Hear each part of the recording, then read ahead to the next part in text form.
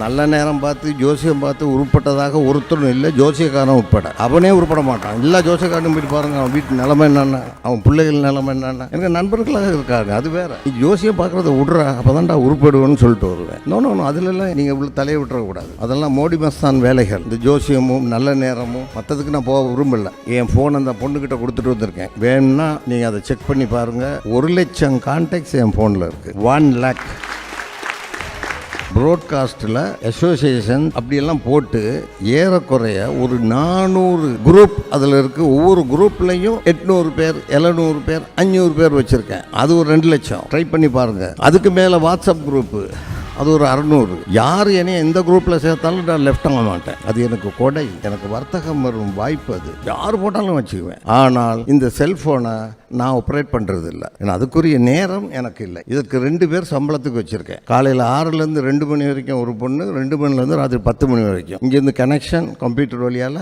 எல்லாத்தையும் பார்ப்பாங்க, பதில் சொல்லுவாங்க, பார்ப்பாங்க, பதில் சொல்லுவாங்க, பார்ப்பாங்க, பதில் சொல்லுவாங்க. அதி முக்கியம்னா மட்டும் எனக்கு ஒரு டெக்ஸ்ட் மெசேஜ் தான் அனுப்புவாங்க. அதில் நான் தெரிஞ்சுக்குவேன் இவர் என்ன பேச விரும்புகிறார்.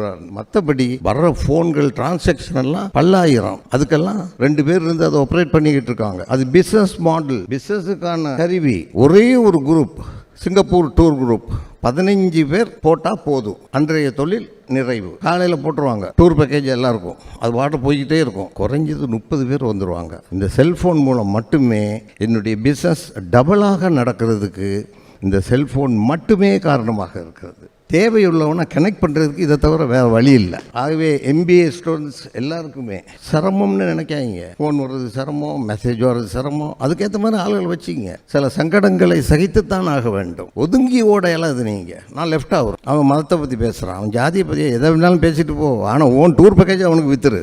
ஓன் வேலையில் கவனமாக இருக்கும். அவன் பாலிசிக்கு நீ ஏன் போகிற? அவன் எதையாவது பண்ணுவான், ஜோசியம் சொல்லுவான். அதெல்லாம் அது அவங்க வேலை, ஏன் வேலை இல்லை. ஜோசியம் பார்க்குறது, நல்ல நேரம் பார்க்குறது. நல்ல நேரம் பார்த்து ஜோசியம் பார்த்து உருப்பட்டதாக ஒருத்தரும் இல்லை, ஜோசியக்காரன் உட்பட. அவனே உருப்பட மாட்டான். எல்லா ஜோசியக்காரனும் போயிட்டு பாருங்க, அவன் வீட்டு நிலைமை என்னென்ன, அவன் பிள்ளைகள் நிலைமை என்னென்ன. எனக்கு நண்பர்களாக இருக்காங்க, அது வேற. நீ ஜோசியம் பார்க்குறத விட்றா, அப்போதான்டா உருப்படுவேன்னு சொல்லிட்டு வருவேன். நோ அதுலெல்லாம் நீங்கள் இவ்வளோ தலையை விட்டுறக்கூடாது. அதெல்லாம் மோடி மஸ்தான் வேலைகள்.